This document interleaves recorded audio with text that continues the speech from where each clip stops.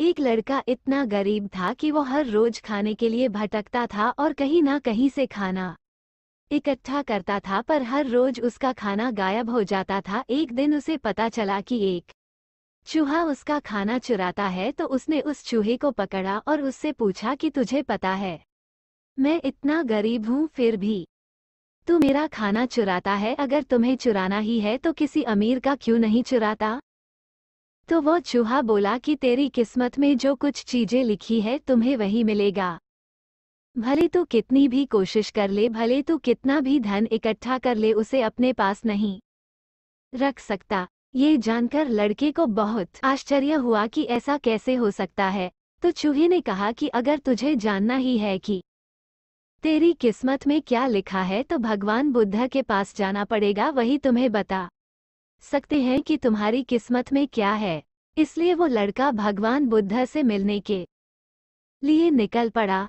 चलते चलते बहुत रात हो गई थी, इसलिए रास्ते में उसे एक हवेली दिखी। उसने उस घरवालों से एक रात रहने के लिए इजाजत मांगी। उसे इजाजत मिल भी गई। हवेली वालों ने लड़के से पूछा कि वो इतनी रात को कहाँ जा रहा है, तो उसने कहा कि मैं बुद्ध के पास जा रहा हूँ अपनी किस्मत के बारे में पूछने के लिए। तो हवेली वालों ने कहा कि क्या तुम भगवान बुद्ध से हमारा भी एक सवाल पूछोगे? हमारी एक 21 साल की लड़की है जो बोल नहीं सकती है, तो हम क्या करें जिससे इसकी आवाज वापस आ जाए? उस लड़के ने कहा जरूर पूछूंगा आपका ये सवाल, और उसने उनको धन्यवाद कहा और सुबह वहां से निकल पड़ा। आगे रास्ते में बहुत बड़े बड़े बर्फ के पहाड़ थे। वो बड़ी मुश्किल से पहाड़ पर चढ़ा तो उसे वहां एक जादूगर मिला।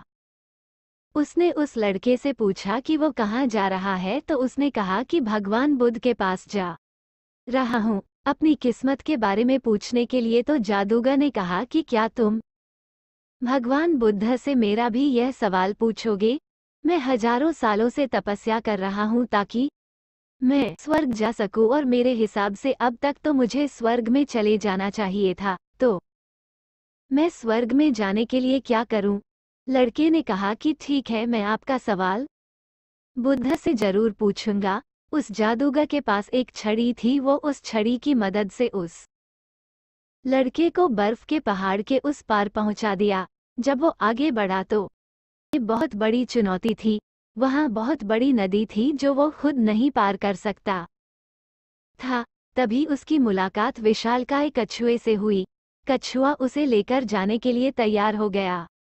फिर कछुए ने भी उससे वही सवाल पूछा, तुम कहाँ जा रहे हो? तो उसने सब बताया। तो कछुए ने भी एक सवाल पूछने के लिए कहा, मैं 400 सालों से ड्रैगन बनने की कोशिश कर रहा हूँ पर अभी तक नहीं बन पाया, तो मैं ऐसा क्या करूँ जिससे मैं ड्रैगन बन जाऊं? लड़के ने कहा, मैं आपका सवाल जरूर पूछूंगा। कछुए ने लड़के को अपनी पीठ पर बिठाकर नदी के उस पार पहुंचाया। आखिरकार लड़का भगवान बुद्ध के पास पहुंच गया। वहां बहुत सारे लोग थे। बुद्ध ने कहा, एक व्यक्ति के केवल 3 सवालों के जवाब दूंगा। लड़का परेशान हो गया क्योंकि उसे तो 4 सवाल पूछने थे। वो सोचने लगा कि उसे कौन से 3 सवाल पूछने चाहिए।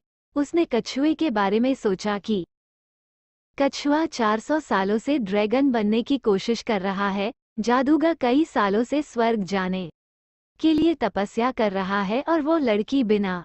आगे की कहानी part 2। Thanks for watching. Please like and subscribe.